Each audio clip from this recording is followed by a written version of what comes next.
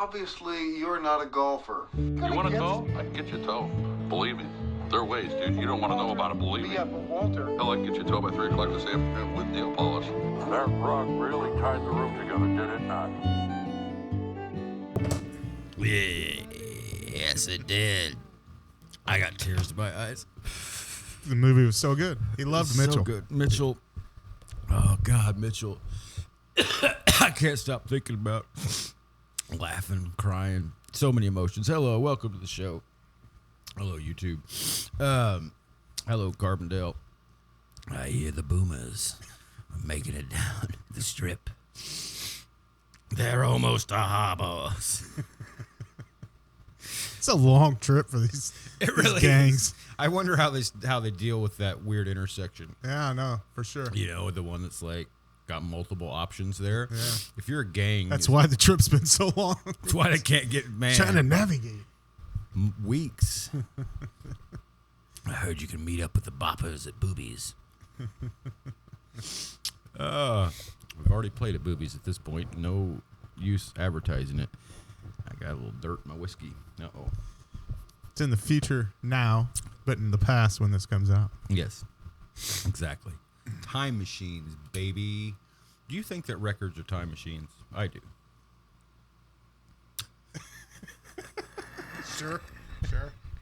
You know, people always talk about wanting to invent a time machine, and I'm like, we have them, guys.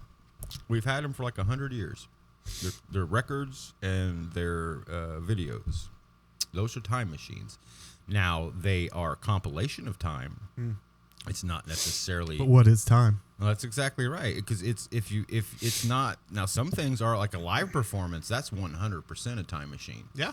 Because it takes you right back there. Not only does it take the past and move it forward to the future to be viewed by future, Sure. but it also allows us to travel into the past. And if you have a video with it, even more so. Yep. It really is the thing that they're always putting in movies, right? Right. In the movie, you're always like, well, you can't mess anything up. You can't interact with it. We're just kind of here. It's like Dickens' Ghost or some shit. Right. Which is exactly what exactly what watching a movie is. Yeah. You're there, but you can't interact with it. We have time machines, guys. I've been pushing this theory forever, and I'm like, you know, time is a flat circle. Have you ever looked at a freaking record? It literally is a time machine. Now, I think records are even cooler because it is an amalgamation of time. It is a compilation of time added to make its own time because it's not just one section of time of people playing music. It's that with layers and layers and layers and layers of time upon it. It's the ultimate time machine. Sure. A song. You're getting to go through like, I don't even know, I need Dr. Tyson here to defend me here. Mike. But yeah, Mikey. Let me tell you, Joe, I know all about this time theory. I mean, I get stoned and talk to my pigeons about time theory all the time. I just talked about time. Now, what do you feel about? I feel like this is the wrench in the monkey wrench here. Okay. What do you feel about movies from the past that were about the future? Oh yeah, now you're still capturing the time though, even though it's not nearly as clever as what I made it sound like it was gonna be.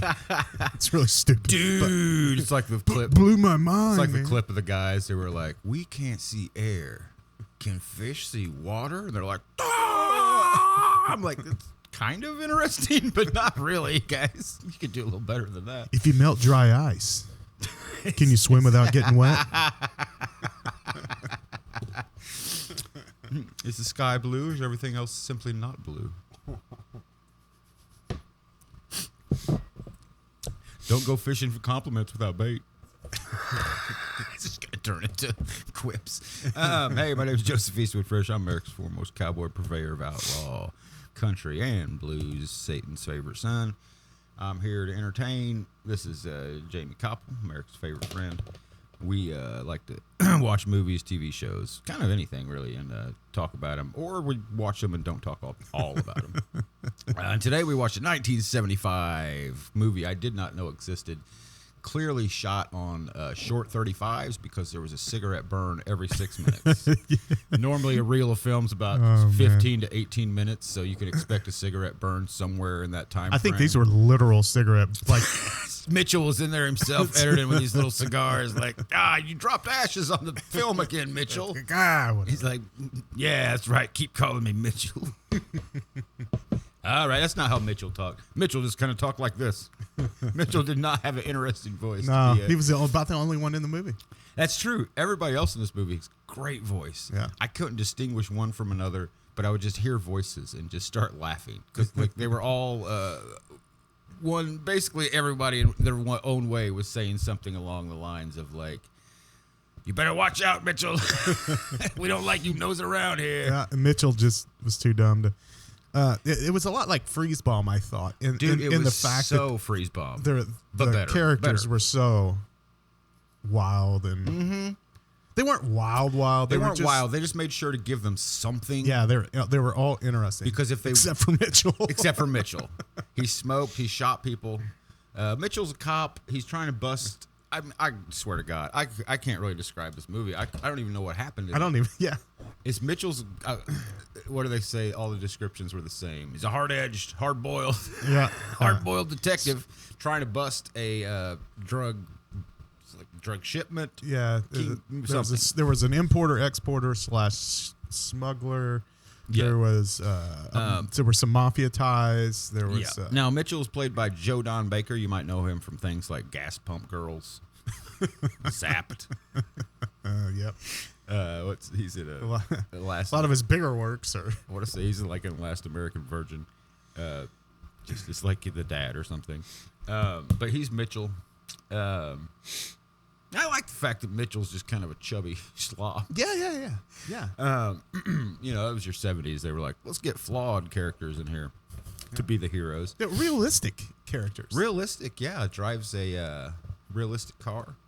So, by the way, what was the blue car? Because if it was what I think it was, it reminded me of a car my dad had. But right.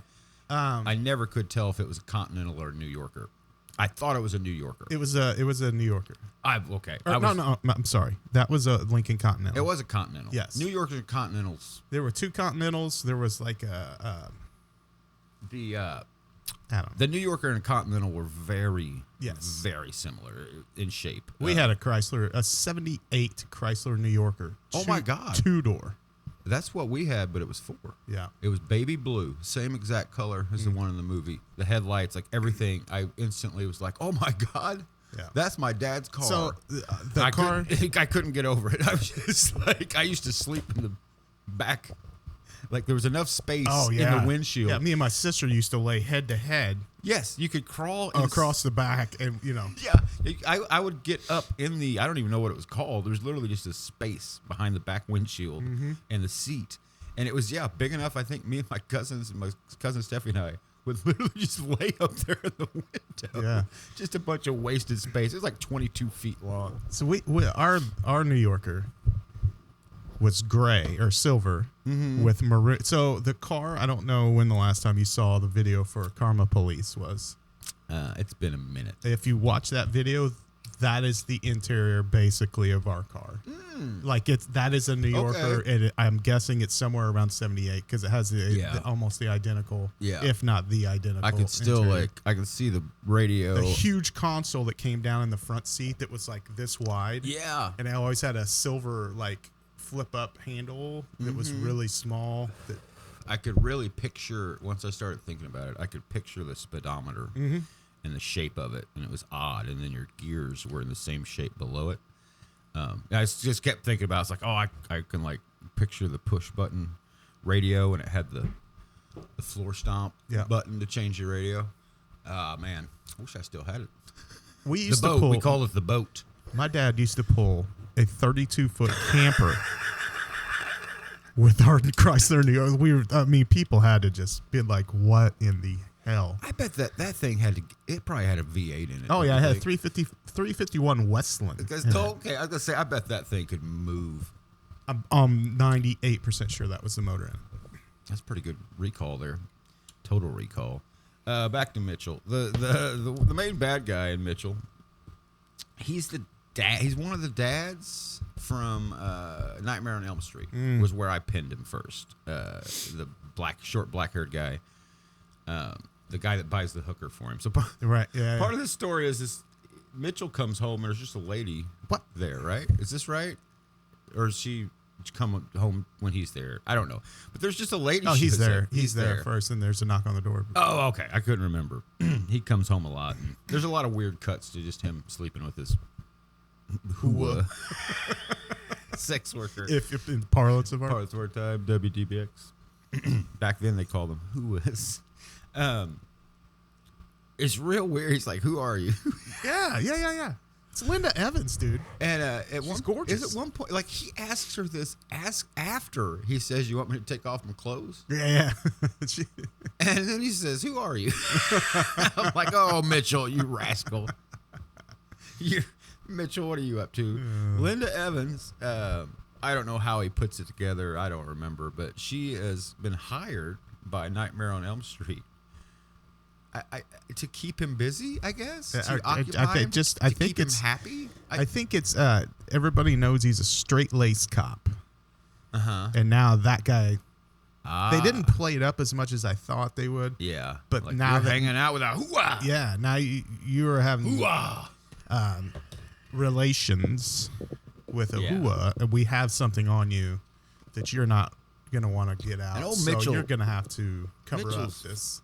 He's full of self-doubt too, because he's like, "Oh, you're paying her," and then he says to the mob boss to Nightmare on Elm Street, he says, "She'd lay with me for free, mister." He says, "You want to bet on it?"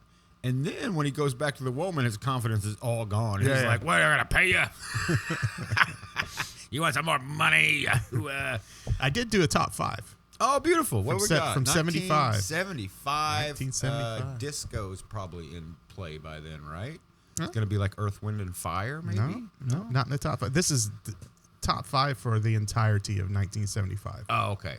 Fleetwood Mac? Is that happening? 75? I've got number 5 is My Eyes Adore You by Frankie Valli. I didn't know Frankie Valli was still putting out music in 75, but I guess, yeah. Yeah, he had that, the Oh, What a Night was kind of his revival. Yeah. Oh, what a night! Because it had that almost disco, like, Yep. fun beat to it. Yep. I think that brought him back. So that might be like a, I don't know. Yeah, I thought that song was way earlier than that. If you would have asked me that song. Okay, let me think. No Earth, Wind, and Fire. Yeah, there's no way you'll get number 4. No guaranteed. Fleetwood and Mac.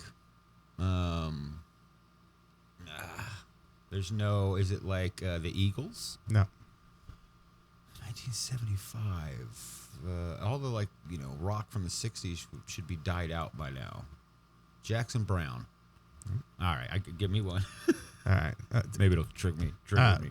Number 4 is Before the Next Teardrop Falls by Freddie Fender. Wow. Good old Freddie Fender. See, when I think of the 70s, I don't think of that. I would have thought that was in 65. Yeah, old Freddie Fender. Yeah. Freddie Fender, fingered his fender. Yeah. Got away from music and he didn't get away from music, but he went into the guitar business, I think. Yeah. Yeah. Yeah, he started, a lot of people, Shark really likes, it's a Gibson product, I think, Shark right? likes Gibson. Yeah, he works for Gibson, I think. Yeah.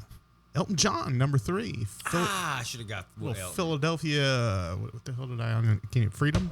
Mm-hmm. Okay. Number 2, Rhinestone Cowboy, Glenn Campbell. Hey, I like that one. Number 1, Love Will Keep Us Together, a little Captain Antonio.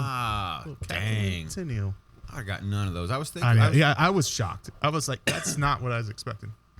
No, I had some ideas. None of those were. I thought maybe a Beach Boys song might be in there somewhere. Yeah. Because that was like kind of their weird. It's always a little upsetting when you see the top 5. It's always a little from more, my birth year. Yeah, I'm like, yeah, no wonder I'm screwed up. Captain Tennille's on all the time. Well, that's sweet. The soundtrack for this movie is done by none other than Hoyt Axton. Yes. I specifically was glued to the TV after to see who was responsible. So all the songs, they kind of go like this. Oh, Mitchell, he's a son of a gun, and he's tired of all this stuff. Mitchell's gonna lay down. Mitchell likes it rough. Like it's No, it might be worse than what I just did. There's something charming about it, but it's also like, we don't need all this. At one point, my wife walked in or woke up and said there was the love scene. One of the weird songs is playing, and there's a love scene that like fluctuates between them kind of like Inuit kissing, and then like him laying at the end of the bed. Just kind of looking, and then he's licking her fingers. It's the weirdest sex scene, and they had sex like 7 times in that night. Yeah, I just like every time. Night. Yeah, it shows them like stop and then start again, and then later somebody says, she says, "You go all night long, Mitchell." Mitchell reminds me of The Simpsons, like something. Did you really lay her? That's right. Somebody said the cop. Did you really lay her? And he's like, after he freaking busts her for marijuana. That's right. He busts her for weed. And what's he just say? Yeah, like it's so like yep. And he says yep. It's something. Hoyt Axton. It's the weirdest sex scene you've ever seen. And meanwhile, it's just like Mitchell likes his ladies like he likes his coffee. Yeah, he bought them. Now he's doing them. In the morning, he'll take them to jail.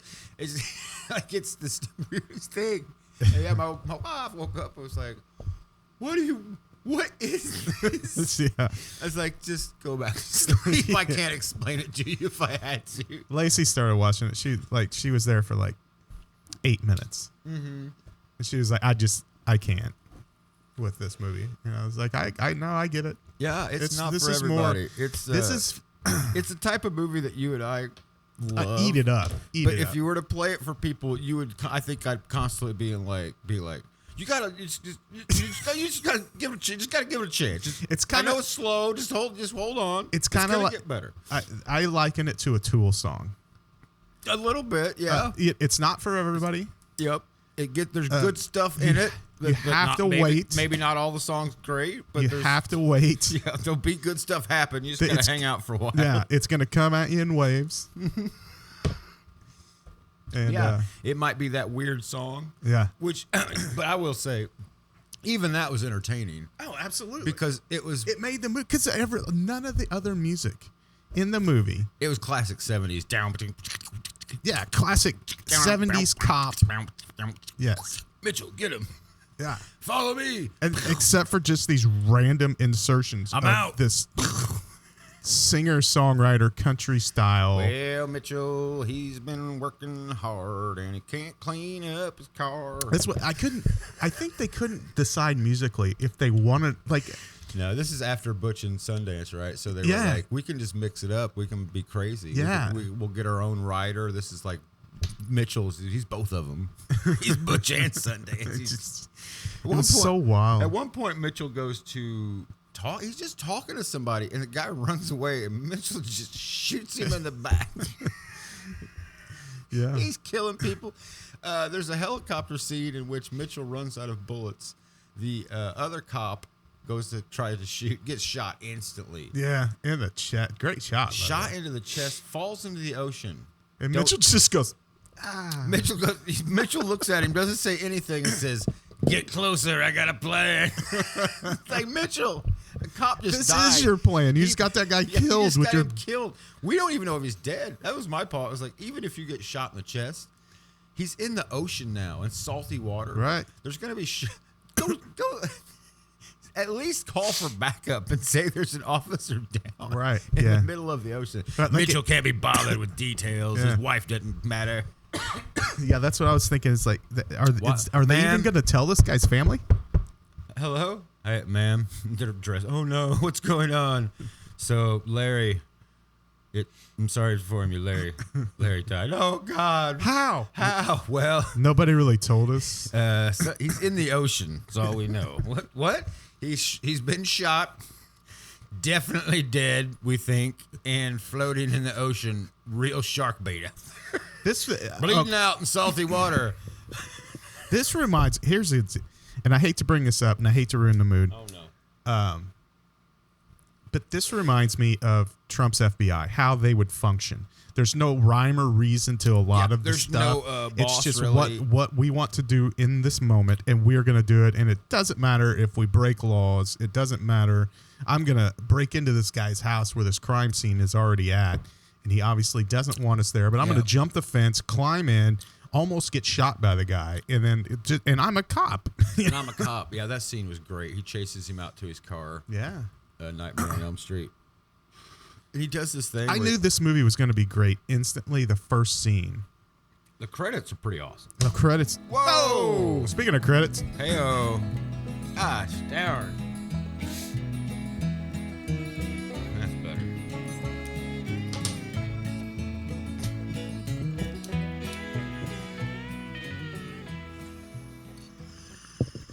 Thank you, Extra Large Condom Company, for sponsoring us today's episode. Back to the show. Thank you. We use your products. Hey, today we're all drinking Traveler. Well, we were drinking Traveler. Yeah. There's a little bit in there. What do they used to call that? The spider. The spider. Why is it called spider? It's because it crawls around. Because that's the part that gets you. Is that right? It'll bite you. It's always like when I'm smoking a hemp cigarette.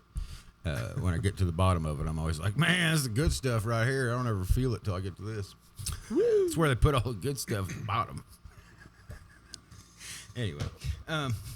So, Mitchell. Instantly, it's a bunch of very rich white people, which is classic 70s, early 80s. Well, even today. Yes, let's not lie. Most of the maids serve. There's one maid in there that's just like straight out of the Jeffersons. Like Yeah. But like not put together. I felt so bad for the actress. Yeah. It's like, well, she is a black woman working in Hollywood, so that she's got a leg She up. got a role. She got a role. Yeah. It was like Back then, she must have been it was an just like Oscar-winning actress. I don't like to be crude, you know. I'm not that kind of guy, but she had some hangers, and they were out and about. Did I tell you about the? Screw it. If they hear it, they wanted us to see.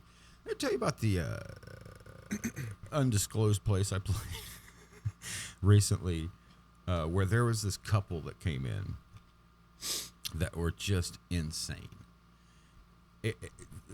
So picture The Rock. Okay. With a shirt, I won't. Never mind. With a super tight shirt, just a crazy fit dude. All right. So Alcatraz on a t-shirt. Kind of, like, you know, ex-modernly handsome. And his woman with him is just like, I got 36 double D's, and you're gonna see everything but my nipples, essentially. So they're just stacked like Wonder Bra style, like out. And I'd like literally cut down to like my nipples 1 centimeter. My below. nipples. My nipples. It's 1 centimeter below. Right, like 10 feet away from me, like literally where I'm, you know, standing facing. Goodness. And it was, I kept being like, oh my God, Shark, I look over here, I get distracted. I can't take my eyes off what's happening. And then I see her. Shark's like, yeah, that guy's handsome. Look like, you know, I might not love these people. I'll tell you off air something else was happening. But I already get the vibe of them. but you know what? The dude, I mean, we play a lot of cool songs, but even like obscure cool songs, he was singing along with, clapped, gave us a $50 tip. And the chick was just nice, which was nice. So she's like literally like here. She had a little bowl like this that she kept like sneaking, and then be like, I was thinking, where are these people from? You should have instantly, as soon as they gave you the tip, you should have been like, she's smoking marijuana. Can we get her out? Thanks for the tip. I know there's no kids here, and technically it's not illegal, but she needs to go. Is that you, ring-a-ding-dinging? It is. Emergency? You can answer it. Probably it's my mom. That's okay. She got you some new socks, probably. Birthday's coming up. Mitchell. Yeah, Mitchell breaks in. What was I gonna say? There's a Mitchell part I loved, and I forgot. It doesn't matter.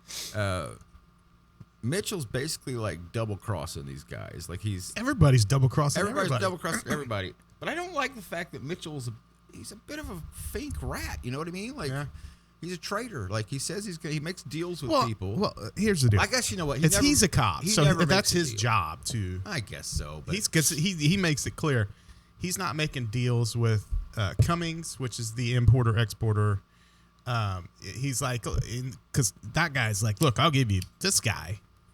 I'll give you the mob boss. Just leave me alone. I'm not going down. And Mitchell's like, nah, no, I'm taking everybody. You know. Yeah, and I don't like it, man. Because then where do you go?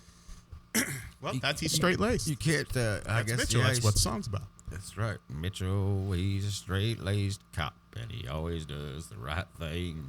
If you break the Except law, when it comes to women, yeah, he'll bang them. Who is? as long as they don't smoke pot. Start smoking weed. I fell out of my chair. The first time or the last the time? The first time. Yeah. The first time. But is that when she says, it's weed, you're a cop, Arrest me, yeah. And the arrest her. Yeah. Spoilers, I'm just going to get to it since we're talking about it. The end of the movie, after there's a dune buggy side-by-side race. So good. It is entertaining. It goes on up for a bit. It goes on for a while. There's so many chases. There's foot chase, car chase, dune buggy chase, and a helicopter boat chase. Yep. I mean, what other chases could you want? Bicycle chase? Oh, wait, there's a motorcycle chase. There's a motorcycle involved. There's not too many other chases I can think of. There's not a lot of foot chases. There's one foot chase, and it doesn't last very long. It turns into a motorcycle something.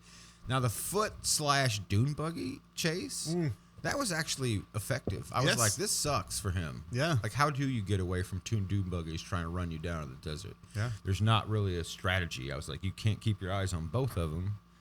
Do you serpentine? I don't think that'd work because they could just, like, crisscross and they're going to hit you eventually. But then they might hit each other. I was, like, literally. Yeah, I was waiting for that moment. I was in my head, like, Mitchell, you really got yourself in a pickle. Yeah. How are you going to get out of this And the one, whole Mitchell? reason he's in this pickle is because he's following Cummings, which is the importer-exporter. Yes. With And that's Nightmare on Elm Street for me. Merlin Olsen, who's his driver/butler/ everything, takes him down a creek. Yes, and he gets stuck And he in gets the creek. stuck while they don't because they're in a freaking Lincoln Continental. They blow through this creek. It's a cool looking creek. They drive through it. Here comes Mitchell. Now, Mitchell ain't got four-wheel drive. He's got all the weight in his front. And he gets stuck. It's a very effective stuck scene. That's actually a really well planned out scene, I thought. Because they pulled him over to talk to him. Try to get him to be like, hey, you need to do the right thing here, which was the wrong thing. Yeah. And then Merlin Olsen sneaks up on the other side of the car, takes his gun. Oh, that's right. Yeah. So he's unarmed. That's right. It's cool. You see him walking around out there, too, and I was like, Mitchell, are you paying attention? Then they purposely take him into this creek to get him stuck. And then the other guy, the other bad guy comes after him. Yeah, because before so he's unarmed now. Because before that, Nightmare on Elm Street comes up, and he's like, I tried to get him to do the right thing. He won't do it. Let's take him out. Yeah. And that's their plan. Yeah, so now it's just dune buggies chasing him. And like I said, I was like, Mitchell, how you going to get out of this one, Mitchell? We're going to kill you, Mitchell. Now, did you, at the end, did you stay for the cutscene? Ooh. Because after the credits, there's this cool cutscene where he shows up and he's like, Mount Vernon, Illinois. I think I'll start a museum here. Little inside joke. I thought I really missed the cutscene. I was like, oh, was this made by Marvel? Is this a Marvel movie? Mitchell's a hard-boiled Marvel detective. I wouldn't doubt it. The opening credits, have a little Marvel thing happening to it with the split, the name comes together. Yeah, there was 10 seconds of frozen frame, and then it would move one frame. Stay there. Another 10 seconds, one frame. Almost like they didn't shoot anything. I was like, this is amazing that they were like, let's go with this. This works. This will let people know what they're in for. Now, Mitchell, we ain't got much money, but Mitchell's got himself. There is a little, there's some language in here that is not okay. It was never okay. Yeah. But definitely not for today. There's There's one where that guy's like, hey, It's early too. And the guy that breaks into Nightmare on Elm Street's house, happens to be Mexican, and they call him. Oh, that's right. Yes, I remember this now quite clearly. Yeah, something like he had ran through a sprinkler and it got all over his back. Yeah, it was wet. He was damp. Had a damp ass. I was like, solid start. Yeah, because it was really just A bunch of rich white people. There's all their Latino guy that breaks into the house. They all have manservants and maids. Yeah, I do And love. Have we talked about what's the not Nightmare on Elm Street? The other gangster that's given him, that's given up the guy that's got the manservant, the older man. He's white haired. Yeah, He has dinner. Mitchell has dinner with him. Yeah, And Mitchell's like, he sits down. And he's Cummings. Cummings. Okay, he's like The importer-exporter. The importer-exporter. So you guys are still following along, right? Nobody's lost. He's got a great manservant who just hates Mitchell. Yeah. And he's like, I don't think he likes you, Mitchell. I don't think there's not many people that do like you, Mitchell. Yeah, he's like, there's not too many people that do like you, There's Mitchell. like 3 people that tell Mitchell that in the movie. Everybody just keeps being like, Mitchell, nobody likes you. People don't like you, Mitchell. You're rough, Mitchell. That's why people don't like you. And he's like, you don't treat people nice. You're rough. You don't know how to act or something. It's like, and Mitchell's just like, you gotta tell me about that heroin. It's like, it's what I'm talking about, Mitchell. Yeah. We can't sit down here and have soup, have a little meal, a business meal if it was.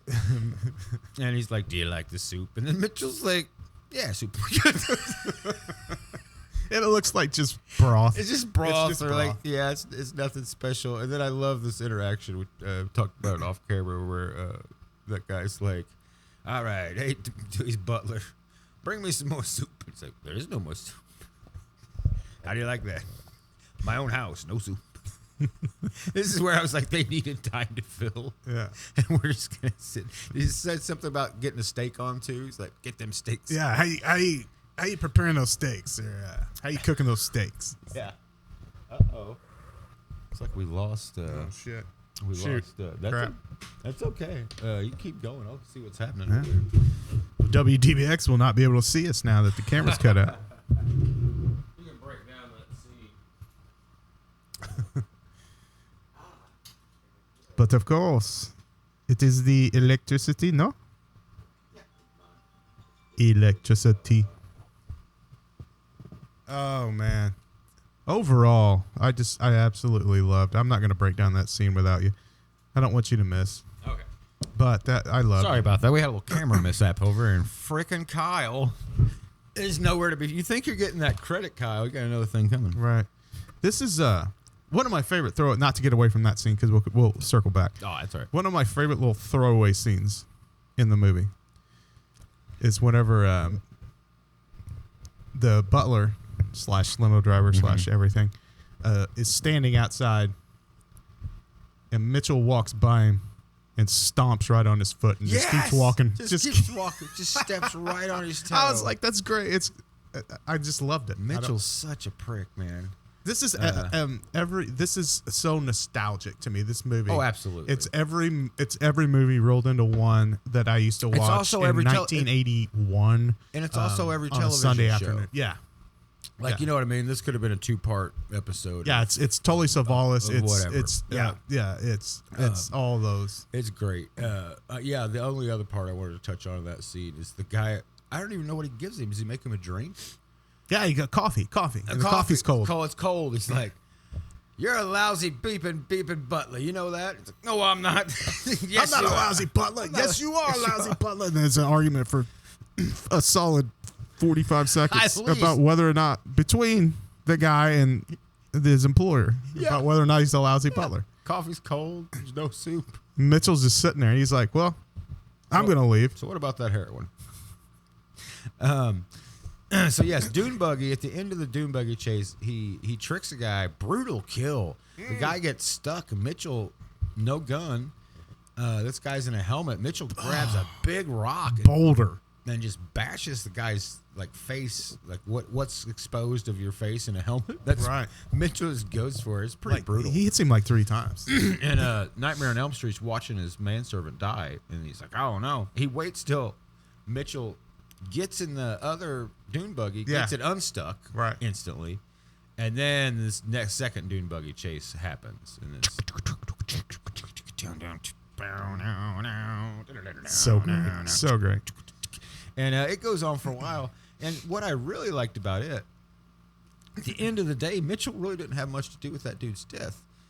Like, he just turned wrong and flipped over and Right. exploded. Like, he ran into Instantly him. Yeah. exploded. He ran Almost before it even hit. almost like it was set up to happen. Yeah, he hits him a few times. There's some back and forth, but eventually he just like flips over, explodes. Mitchell comes to a stop, gets out, looks at it like almost mournfully, like I should have been able to kill him myself. I guess. Yeah. Lights one of his weird little cigarillo things, and we forgot the scene. The extreme lovemaking scene, all night, whatever scene. Yeah. Is preceded by Mitchell getting the ever Oh, he crap just gets beat out of him. beat, dude. Beat by these henchmen. They put a trash can over his head, like that style beating. Yeah. And The whole time during the sex scene, he's like, watch my I gotta ribs. say, there's an ADR of him. It cuts immediately to his sheets, and you hear him go, "Oh, watch for the ribs." Oh, Like Mitchell. 5 times in this 7-time night. Oh, Mitchell, you son of a gun. I think I wish more movies had soundtracks like this movie. I would love Like built for them personally. for a movie of today to come out with a 70s style soundtrack. I would love it. So you mean, are you talking about the like soundtrack, or not the Hoyt Axton stuff, but the that stuff? that. And it just Yeah, it's. I mean, and the whole and the Hoyt Axton. and just to where like you're like, what in the world is happening with this music? You're like, yeah, they cut in with the I think every movie should just have the. You should only be allowed a couple themes, and one of them is the theme from the People's Court. And if you can't make that work, then you something wrong. There's just something I love. Like I can see Brad Pitt. Tom Petty. Like- Hey, I wanted to be Bob Dylan, but you can hear me better. I'm Tom Petty. I'm dead. But like, how great would the Oceans movies be? And they kind of have it a little bit because it's got that vibe anyway. But just with straight up 70s score. Tarantino does it, but it's like he finds songs, you know what I mean, that Right. are that without, Right, yeah. without being that. I think most people would probably just think it would be redactive, or I think they would think people would laugh at it. I think it's why it doesn't happen. I think a filmmaker that doesn't take them Now they know. that doesn't take People aren't gonna laugh. themselves too seriously. These people should do it. But yeah, Tarantino does it. It freaking works. Yeah. It's just because he's like, I'm a good director. People are like, oh, well, it must be good. Mr. White. I tell you what, if he doesn't have Mr. T in his last movie that he makes, something. How good would Wrong with the Mr. T have been as Mitchell? Oh man. Oh, hey man. Hey man, I'm gonna took my shoot gun. you back. Oh, what's this hooker doing here again? You want me to take my clothes off? Hey, who are you, sucker? God, he would have been so good. He would have been the best in this movie. No need to bring mothers into this. Ever tell you about these chains?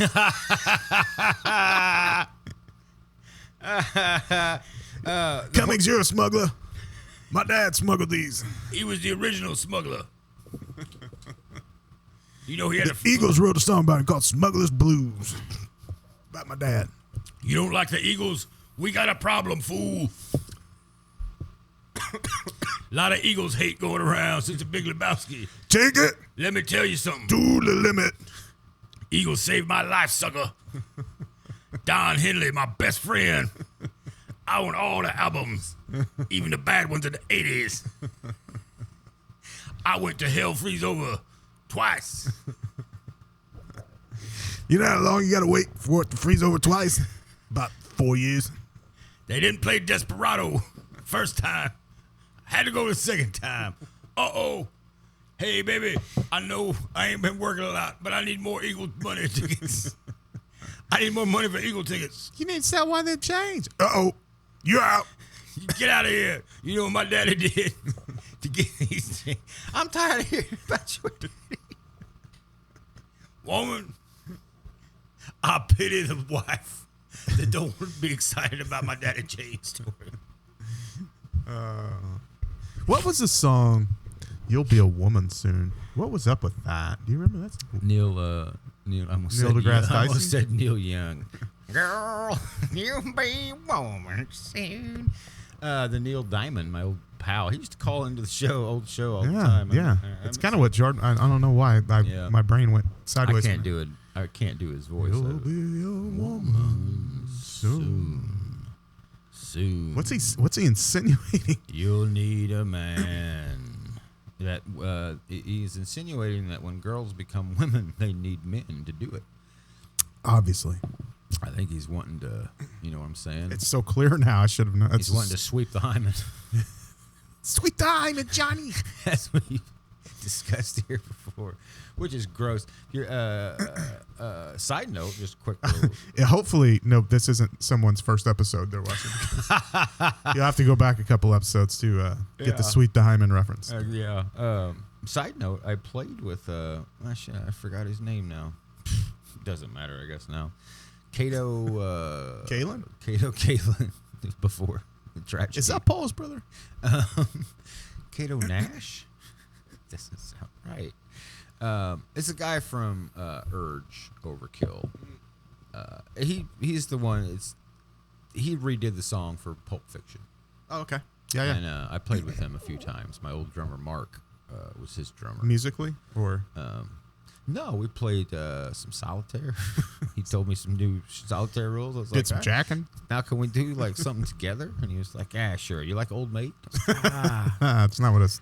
Not really. I was thinking he was going to teach me some musically some tips for when I go out to the old jerk shack. If you know what I'm saying. Got any like noose? Like how to not kill yourself? Urge Overkill. Love him. But yeah, cool guy, heroin addict. Well, great showman. Who isn't? Great showman though. Pretty cool. You ever seen Jeff Bradley's Sharks impressionation? I haven't. What is it? It's this. Oh, I know. We never got to Hoyt Axton. Everybody else, he's the dad from the Gremlins. Not only does he write great soundtrack songs about protagonists in movies, he was the inventor dad from the Gremlin. I was telling Koppel, I used to have I don't know why I'm looking around. This place used to be covered in records, and one of them was a Hoyt Axton record, and it was called Rusty Old Halo. And I was saying, there's many jokes we could make there about the Rusty Old Halo. Was Hoyt a jokester? Did he know that this was an anal reference? Did he know he was talking about a rusty sheriff badge, as the chef likes to say? I don't know. Maybe. He seems like a real character, Hoyt, doesn't he? Yeah. By his music alone, he's I wonder if there's any dripping. Oh, Mitchell, he's man. I want to see if there's any dirt on him. I wonder if there's a book about Hoyt Axton. And there's just some like horrible things. Oh yeah, it was just like his pranks went too far. Yeah, I actually looked him up. Did you? And was there a story about him? I don't know. I just took a couple screenshots. I didn't really read it. I don't know why. I'm just like, there's gonna be a story about him. Like somebody's gonna wake up and he's docking him or something. And by that I mean he's playing Ronnie Dokken. Right. Is that right? Is that his name? No. Is it? It's John Dokken. Don Dokken. He's playing some Don Dokken at full blast. Not putting the shafts of his penis together. Let's see what we got here. Inside their skin. 1938 to 1999. Rip. Man, Rip Y2K. Yeah. Rest in power, Hoyt. You dirty son of a gun. He became prominent in the early 60s, establishing himself as on the West Coast as a folk singer with an early style and powerful voice. He does have a early- powerful voice, I suppose. Earthy style. Sorry. Earthy. Not early style. Earthy's, yeah. I don't have my glasses on. My readers. I like that description. Earthy. He is earthy. Yeah. Best known for Joy to the World. The Pusher. Really? That's not the Three Dog Night? The Pusher? No way. The Pusher from Steppenwolf? The Pusher? Goddamn, the Pusher, man. That one? That one. Well, I took a lot of pills. No song. No. No song. No. Nose. N-O. Shark would know N-O. that one if he was here, probably. N-O. Is that the one about, Greenback Dollar.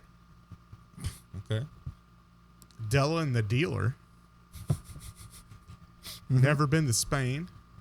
And Bony Did he Fingers. write that one too? And Bony Fingers. Bony Fingers. Bony Uh-oh. Fingers. Oh, man. Bony Fingers are coming your way.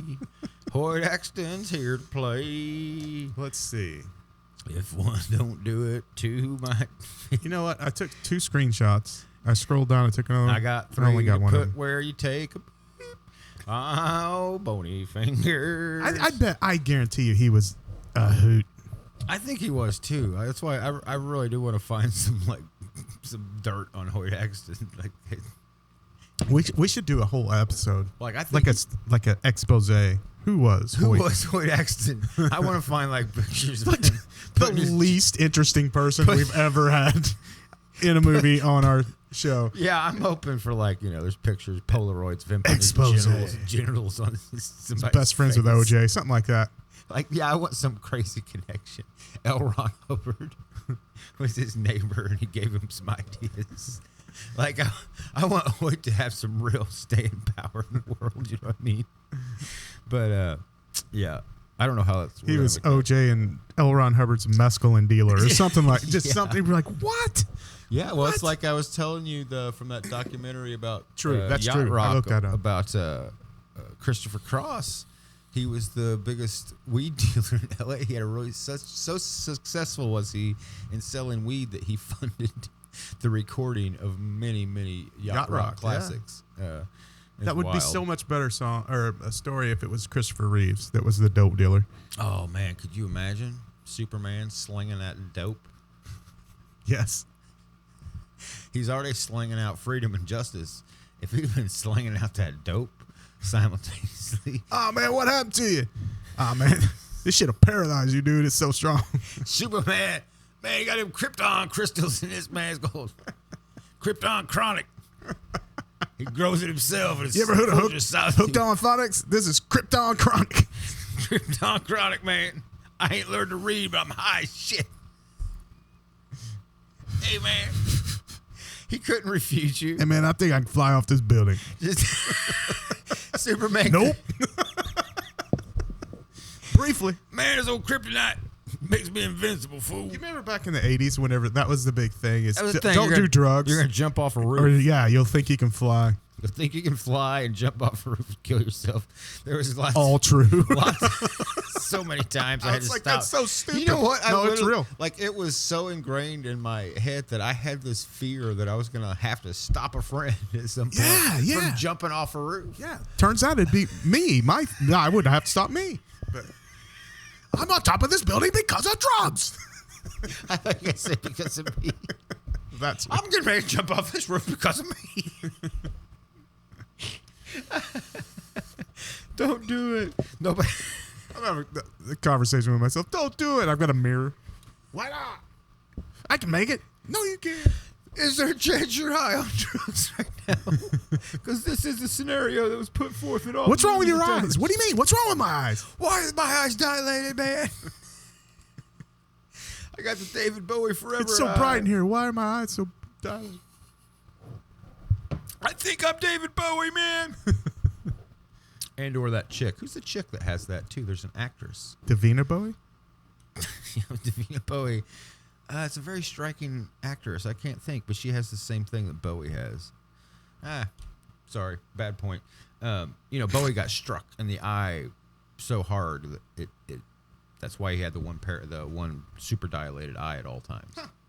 The color change Not because of Heron? was his choice. Is that what he says? Heron did it? No, I Koopa, where's the Heron? I wish, the only improvement I could have made to this movie was if Mitchell said heroin instead of heroin. Dude, when he tested that heroin Yeah. in that trunk, and he like scoops out like a freaking 8-ball of it, Mitchell. and then he's like, "That's chalk." I was like, "Oh my god, dude! If that man. was heroin, dude, Yeah, what would happen to you? dude, it would be a freaking. That's a heroin disaster waiting to happen, It'd right? be Pulp Fiction scene." Yeah. Man Butler would have to come find Mitchell and hit him in the chest. Golly, The little red Sharpie. Mitchell, I don't like you. we have in no way explained this movie. Really, we just talked about scenes. I've said Mitchell about 155 times. Mitchell. It's just so fun to say. It's And I'm going to be honest with you. I made fun of the name when it first started. I was like, Mitchell, what a stupid name for like the main, not stupid, but just like whatever kind of name, right? And then the more I heard it, I was just like, oh, Mitchell. oddly, I think us talking about this movie like this is okay, because it's kind of how the movie rolls. It's kind of random. It's not random, but it is random. I was in the dark not taking notes, and I thought to myself several times, I don't know what's going on, but at the same time, I'm loving it. I love it. It doesn't really matter. No. Mitchell's shooting bad guys or shooting people and doing stuff wrong. The vibe, just the vibe of this movie was Yeah, enough it really for me. is a vibe. Should we get to the like? So there's all the chases. The one guy dies. Then Mitchell's like, "Well, I'm coming after you too." Right? Yeah, But before that, he's going to be disguised as a driver. yeah, yeah. So he puts a hat on. He puts this plan. That's his disguise. This plan goes so bad so quickly. It's hilarious. It was just like, my man, so and so here thinks you're a cop. Thinks you've been watching him. It's like, Hold on. It just dawned on me. Mm-hmm. What was the purpose of the old lady? He went to a port to pick up luggage. Oh, yeah, she you're didn't right. need to be there. no, not at all. She got out of the car before he went to the drug. Yeah. So, what was? It must have been someone's great aunt, or something got cut that we just didn't see, or like that was his like first. This movie has a lot of like, something was happening, and now it's over, and the scene begins. Yeah. Type of writing. I think the cuts in this Excuse movie, me. as abrupt as some of them are, Yeah. and the storyline no longer explains, Yeah. I think isn't as nearly as bad as a lot of movies. Even to some modern, It's like still you held still together get what somehow. happened and what the whole, like how it played out without actually seeing it. I think I thought they did a great job. In Yeah. that. But yeah, these guys are like, he thinks you're a cop. He thinks you're the cop that's been watching him every day. And Mitchell doesn't even try to lie. He's just like, yeah. He's kind of like shrugs his shoulders, like, all right, you got me. And then what's he do? He does something. He tastes. Oh, he looks for that. He's like, where's the dope? And he says, I put it at a gas station or some shit. And he tastes something. He punches him. They end up on a boat. And Mitchell's in a freaking helicopter. I would just, hold on. Yes, I'm jumping a lot. So the drug dealer that's mad at Mitchell for bringing him chalk. The whole That's right. Mitchell runs. They're chasing him down. There's a couple guys just chasing him down on foot with guns. That's right. There's one on a motorcycle. Mitchell's still unarmed because he's unarmed. He's unarmed, yeah. He's unarmed a lot. Early in the movie, he's like, calling headquarters, I'm taking my gun out, so if I get shot in the next couple of hours, I'm unarmed. Like, what? Yeah. What kind of cop move is that? Well, he breaks into a house, so. Yeah, that's right. So That kind of move. the drug dealer guy goes and gets on the motorcycle, which takes him a solid 2 minutes. Yes. get there. Yes, absolutely. Mitchell's running for a long ways because he's a long ways from the house whenever they start shooting at him. He's got two guys running after him, shooting at him. All of a sudden, it's still drinkable. Hold on. Here comes a helicopter, a police helicopter. And Mitchell's like waving at him. They drop a gun out of the helicopter to him. Yes! I forgot about this. And he's like, oh, thank God. And then he spins around, instantly shoots the one guy at about, I don't know, 100 feet. Boom. Blood explodes out of that guy's chest. It was a great shot. I mean, it was an excellent gunshot scene. And then the next guy gets shot, and then more blood explodes out, which are two just nobodies in this movie. Yeah. I mean, they're just extras at this point. That didn't work all the way I thought it would. It worked perfectly. I was like, I got it figured. This is a hack. It's going to follow the... This will be fine until I pee tomorrow. This would be a sweet weapon. Mitchell would use this. And then the main guy, the drug dealer, that's chasing after him on a motorcycle. For listeners, I broke a cobble's glass by dropping a bottle on it. Well, I didn't push it over very far, so that happened.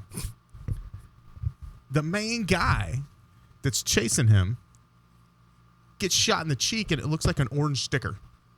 Yeah, yes. So yeah. two nobodies right, in yes. the scene just have copious amounts of blood shoot out of their Pretty chest. well, yeah, very well done squibs. Yeah. And then all of a sudden it's like, we ran out of money, dude. I think that's what happened. I've got an orange sticker back here. Yeah, so Mitchell shoots him with a pistol. We'll add something. We have this new thing called special effects, CGI. We'll add it in post. Oh no. We're sorry, Carbondale. We didn't get through it. Yeah, I didn't catch that. Bunch of. We're close. Hey, Cucktown. Thanks for listening anyway. Thanks for listening. Come see me. I'm sure I'll be playing around there somewhere sometime soon. You just have to guess which band. Yep. Yep. Do-over band. Who knows? That 90s band. That 90s band. Yeah. Thanks for listening, everybody. That's your vibe, right? And, sleep tight. Boppers. Look out. I hope you make it through the intersection tonight to claim that territory. If you do make it, boppers, grab me some B's and G's at Harbaugh's. Oh, gosh. Would it be nice? Tried to get us a hot shave. They're like booked till like July 15th or something. Ridiculous. Let's go out. That's not happening, I guess. I guess we still go have breakfast, though. Why not? DBX. WDBX. What a great radio station, you know? Wonderful. Breakfast on them? Yeah. What if we just go to Harvard? What if we just go just there? Drive to Harbaugh's and be like... Where it's like, hey, it's Eastwood and Koppel, WDBX, so, you know. Yeah. Put it on DBX's tab. Public radio. Public radio. It's on them, you know what I mean? It's a business tour. We're talking business. It's a business. I made a little bit of a scene. Do you think we could deduct? Oh, absolutely. Expenses? Yeah. This is a business. Yeah, we can deduct everything out here. Don't you have it? Do we get income from this? Do you get income from this? No, I spend money on this. We make nothing. I got a little testy the other day. We were out to eat somewhere, and there was some policemen next to us, ACAB. And of course, what do you think happened? There was like 3 of them picking out at lunch. Here comes a woman. I just wanted to thank you boys for the good job you do. You don't know these people. Right, yeah. They could be terrible cops. They could be the worst people you've ever met. I just want to thank you boys for doing the great job that you do, and just want to show your support, and your meal's on us. So we take care of your meal. They didn't... They were the least grateful people I've ever seen in my fucking life. We're off air now. They just like kind of nodded and were like, "Oh, cool." They didn't say thank you. They didn't say shit. They were just like so used to people paying for their meal. Sure. And we're literally sitting 3 feet away. I was like, "Got a school teacher here. She get a free meal?" No response from anybody. Just looked at me like, you should have went on a Walter. They looked at me like, what an asshole. Why would you say such a thing? And Michelle was just like, yep, I got a tough job too. Nothing. Just like back to eating. And then when the woman comes up at the end, she's like, your guys' meal's taken care of, by the way. They're like, yeah, lady told us. That was their response. Yeah. So ACAB, fuck you pieces of shit. Yeah. Marion. You should have went on a Walter Sobchak-esque. Right. I didn't. It just acted like you're in the military. Stolen valor. I didn't watch my buddies like face down in the muck. So pigs like this. Yeah, could get a free meal. Were you in the military? I'm within my rights. I'm within It's my time rights. for you to leave, sir. I'm staying. I'm staying. I'm finishing my steak. It's a Thai restaurant. I'm finishing my curry. Some dumb guy. Finishing my curry. Wow, that was racist. That was I'm gonna from the Last Dragon movie. Yes. I'm going to sit here and enjoy my curry. Someday, do you remember? Calmer than you. Do you remember what some dumb guy was in the movie, The Last Dragon? No, I don't. It was a fortune cookie company, and the creator of the fortunes was some dumb guy, Man, that's and he went looking for some dumb guy. that's good stuff. Yeah. As we do at the end of this, I think you know where it's going. At the end of this show, does this movie tie the room together? Well, we didn't even hardly talk about the helicopter with the oxygen bottle hanging 60 feet down on a rope. Yes, I forgot. So the end, I wanted to, yeah, you're right. I'm sorry. Yeah. And then at the end, the shot that heard around the world. That my God. freaking killer shot right between the eyes, dude. So Mitchell's on the helicopter. Mitchell! He's on the helicopter. It's $2 million worth of heroin here, Mitchell. Double crossing. Please show up. We can both come out on top here, Mitchell. It's a really messy scene when the cops show up and they're like, he's running and they're shooting at him and then the whole chase thing. He ends up on the helicopter comes down. Gets Luckily, the harbor master knew exactly where the drug runners were going. Yes. Oh, But yeah. didn't call it in. That's right. Yeah. And there's a whole scene of like, it's a proverbial needle. You're going to find this boat, Mitchell. In the middle of the ocean. They've got a 30-minute head start. There's a whole lot of gotta like, hurry. we only got 2 minutes left to gas, that kind of stuff. 12 minutes later, they're still flying yeah, around. They're still flying around the middle of the ocean. There's a shootout chase scene between the helicopter, Mitchell, and the boat. And this is where we talked earlier about. Luckily, that glass is freaking Strong as hell. strong on that helicopter. And you would think that tempered round glass would just be the strongest brittle. stuff in the world. Yeah, there's no way it's not just going to shatter at a moment. Takes a lot of bullets. Mitchell's just hanging out of this helicopter, firing bullets with a pistol. With a pistol. He's so far away. Yeah, Anytime it gets close, though, the guy in the boat is firing right with a rifle, and they're tearing up the helicopter. He goes, this guy's eating us alive. We can't stay in here, Mitchell. Mitchell shoots with his pistol, and Mitchell's like, I'm out. And then the other guy leans out. He's like, well, it's my turn now. Why weren't you just shooting to begin with? Right, yeah, you can both shoot at the same time. You would have had better cover. This isn't an and/or situation. You don't have to wait for Mitchell. Mitchell's like, I'm out. This guy leans out. I did like whenever they're trying to they're loosening the tank, and the cop is like, I'll get it, and they switch spots in the helicopter with the open door, and he's like, hold on to me, and Mitchell's like, bear hug. I think they were actually like way up in the air, And they did that grip. and they were like, we're not going to tie you in, dude. It was and 75. Mitchell had to hold him like. It might have. I wouldn't put it past him. I don't think there were too many regulations back then. No. But yeah, this guy leans out. He takes a couple shots. Boom. Chest shot. Yeah. Bam. Another. Pretty quick. What you're talking about. Pretty decent squib. Like, he falls in the ocean, and this is what we're talking about, where Mitchell's just like, nah, get close. I got a plan. Of course, we got the oxygen thing that's swinging. How many passes do they make with this oxygen tank? Before they dangling from the helicopter. And do you not think that oxygen tank smashing through the hull of a boat is going to affect the flight of that helicopter? Yeah. Vastly. Oh my God. It'd be the worst thing. If we had a pilot here, Kyle. You know, yeah, never mind. We would know. Yeah, I thought that too. Or at least somebody knowledgeable like Dr. Bob. Yeah, that'd be good. Yeah. Doc. But I really cracked up that Mitchell's new plan Or Shark could tell us about how the Vietnam era influenced helicopters, that helicopter. yeah, And, because of and the flight capabilities, and then it would either. Yeah, you're right. But I love that Mitchell's new plan is just the old plan. He's like, I got a plan. Meet the new plan. I'm just gonna hit the guy in the head this time. Same as the old plan. The plan is we're gonna be better at the old plan and knock the guy out with the tank, and then he climbs down while what's his name just kind of like looks back. Yeah, Cummings. Cummings. He's just looking back at him like, oh, here he comes. Oh, hey man, I shouldn't let this guy get on. I should like turn real fast. Just nothing. Nah, it's just like nothing. Straight line. Mitchell is slowly climbs down this line and It's very slowly. very slowly. It was actually, I was impressed that they didn't try to make it look cleaner. That is the thing about this slicker. movie. Like it was like, this is how it would happen in real life. Like you would be like, holy crap. And yeah, you would get down there.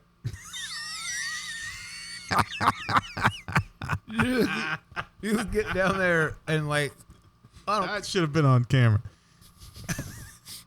It's getting cold in here. yeah, it's getting cold. It's real cold in here. It's getting dusty. Shooting frost out of my mouth. Hey man, you should dust out here more often. How old is that bourbon? Yeah. Dust all over it. Be careful. Make sure there's no glass in there. Yeah, whatever. I'll chew it as I drink. Ends up shooting the guy.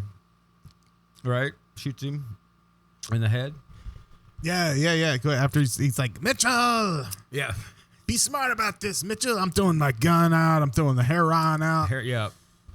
No. Little did we know, he still had another gun in his hand. Mitchell Mitchell knew. Mitchell was no dummy. Yep. It's like the end of Minecraft movie. That's so. And so then we're like, well, that's the movie, right? Movie's over. Nope. Mitchell goes back home. Or am I missing something? I love that he lives in a.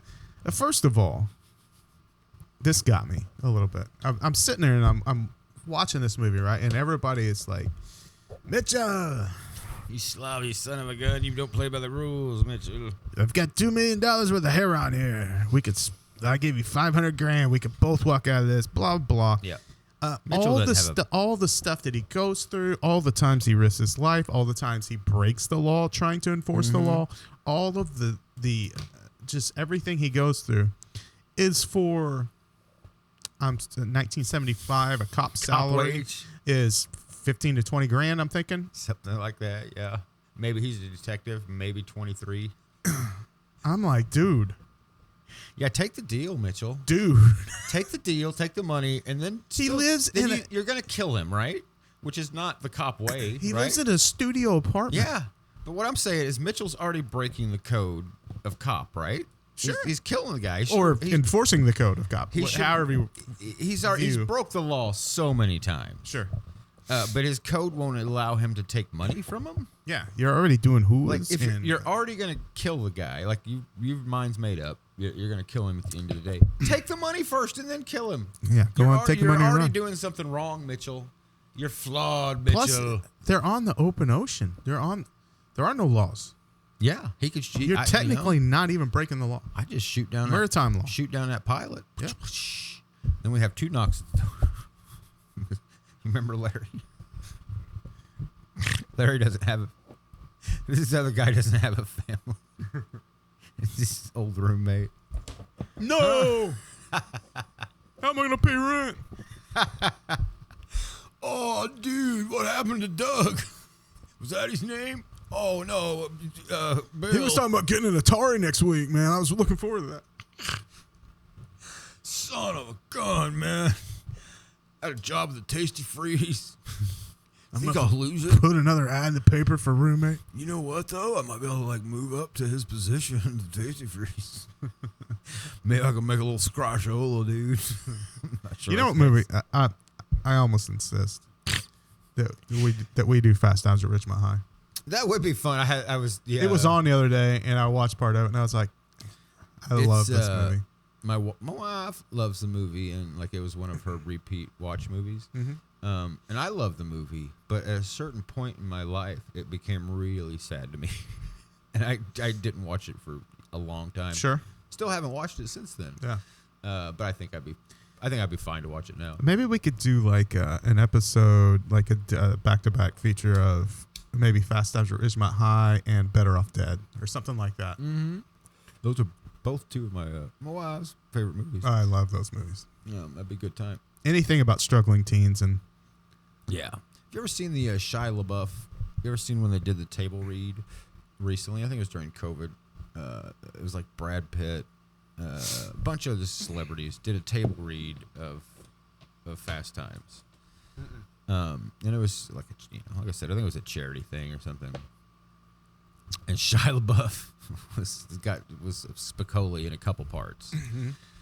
And he's just wasted by himself in his car. Like everybody else is like, Brad Pitt's like beautifully lit. He's like, hi guys, he's got his hat, but he's all like, can't wait to do this. It's gonna be fun, man. It goes through everybody. I think even Sean Penn is there. Like, been a long time. This is gonna be fun. And Shia's just like, and he's truck, and like at first you're like, oh, he's just in character because he's literally like smoking a joint, and, like drinking whiskey, or like just. He's like somebody I know. Just like constantly going through things. Like he has things that he has Is this person me? that he has to do all the time. And like it becomes pretty apparent that, oh wait, he's not acting. He's just drunk. Because he's just like, come on, man. And he keeps getting up and just like getting out of his car and coming back. Hang on, my In-N-Out's ready. But what's really fun is that Brad Pitt and Sean Penn think it is hilarious. They're just like, oh man, oh he's fucked up. Like this is pretty funny. So yes, what happens at the end of this movie? Mitchell, after all that, comes back home, makes this big scene of like the who was in his bed again. He grabs her. He says, "Get on the ground, get on your knees, put your hands on your head," and he's just up. He's just so mad. Why is he so mad when he gets home? He got everything he wanted to get. I think because he fell for her. Yeah. He knows that she fell for him, but she's still a hua. But she's still a hua. Yeah. So and she still smokes with the devil's lettuce. The devil's lettuce. He comes back and he like searches the house to see if anybody's there. Well, first of all, she trashes kitchen.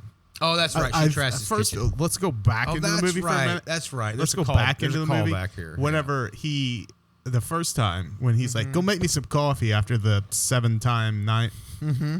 And she goes in the kitchen and grabs his coffee and then grabs the thing that goes into the coffee maker and just starts dumping it. And it's going all over the floor. Yeah. All over everything. And then she like levels it and it's just into the floor. And she's like, whatever. She's not a good housekeeper. She's a hua. And and Mitchell's because the whole time she's like, you can't afford me. You couldn't afford me on your own. What do you mean? Oh, that's right. And everybody, the cops, everybody. That's their line about her. You couldn't afford her. What are you doing with her? Mm-hmm. That's right. She's $1,000 a night. And he says, he says, I figured that's $1,000 a night. You can't afford that, Mitchell. And he says, you trashed my kitchen. You should try doing the dishes. And he storms out, and then she comes back later. So at the end, he comes through. He goes through, whatever. She's got her hands on her head for a long time. It's very kind of uncomfortable. She's like, can I put my hands down? And he just sits there for a minute, and then he's like, she kisses him, right? Yeah. And he says, I knew it. It's grass. And he gets up, goes into the kitchen, and digs through the trash until he finds a roach. Yeah. Because you know how people... But it's like, you think it's going to be this silly romantic ending where they come together. Yep. And it kind of, it's working that way. It seems like it is. And then he gets the roach, and he comes and grabs her, and he says, get your coat. Right? Yeah. That's the last word. And he's taking her back to jail. Jerks her by the arm, freeze frame. Mitchell, straight-laced Mitchell. Yeah, taking her back to jail. Breaks the law constantly. Is taking his hooer girlfriend, sex worker girlfriend, back to jail. And it just freezes on him. End of movie. Did this movie... hold on. Yeah. I assume you watched you watched the same version that I did because you watched it on Prime, correct? Yes. The part where I'm trying to remember when it was. Did I write it down? Did yours have? I'm going to distract you, but did yours have a weird RE or something? Yeah. In the corner the entire time, I could not figure out what that was about. So there's a part where he's walking into I can't remember if it's his house or something. It was right after like a big dramatic scene, and it's nighttime, and he walks into wherever. I think it's towards the end there where he walks back into his house. Okay. And then everything cuts black. Okay. Kind of. And then it starts that scene over. Like they had. I missed that completely. Oh, dude, I was like, oh, where's that at? I might have been, I don't know. I wondered about Editing error. Ha. Mitchell finds a hooker in his home. So, yeah. So it was right. It was right when he came back home. Oh, okay. There was like, it plays like, it. I wonder it if plays like 15 seconds of that scene, and then it goes black. The screen goes black, and you can kind of hear audio still. Yeah. And then the next, I was like, uh-oh. And I sat there, and I was like, what's happening? What? And then it cuts back, and the scene starts over. That makes a lot of sense. Because at one point, I was like, well, the movie's over. And I literally started doing other things, and I looked up, and I was like, what? And then it kept going. Yeah. I bet that's what happened to me. Yeah. Because I was so confused, because I was like, oh, cool, man. He just went back there, ambiguous ending. Right. All right, cool. But I was like, where's the credits? Where's the... I just stopped paying attention. And, Did they get all the credits in I at just the beginning? remember looking back up and being like, what? He's there? Okay, all right. But yeah, old Mitchell takes her to jail. Yeah, I mean, obviously, we like this movie. I think it tied the room together. So the song it was fun. was actually, it says words and music by Steve Hoffman, Larry Brown, and Jerry Steiner, sung by Hoyt Axton. Ah, Steiner. The Steiner brothers. Yeah. From wrestling back in the day. The one that, specifically the one that would lick the other brother and just be kind of, he seemed a little soft-brained, if you know what I mean. Donkey brained. Donkey-brained. Yeah. All right, we're going to get out of here. Next week. Yeah, it tied it for me I loved it. Yeah, I enjoyed it. I enjoyed it way more than I thought I was going to. Yeah. I thought, for a minute, I thought we had another freeze bomb on our hands.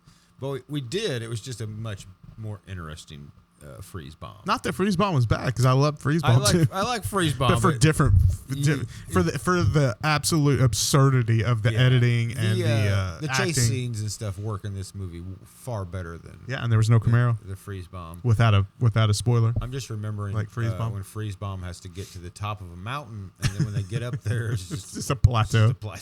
for what seems like 10 miles. Could have got up there many ways. All right, yeah. Thanks for listening. Thanks for watching. Yeah. This was a fun one for me. was, For me, yeah. I could see where other people would be like, "Yeah, this movie's boring and terrible." I loved it. I think my wife would couldn't have stood it. I don't think. All right, thanks for listening. Thanks for what next week we're doing a I didn't remember. Well, we can't tell you. It's top secret. That's right. It's a secret. It's top secret. All right. I'll see you next time.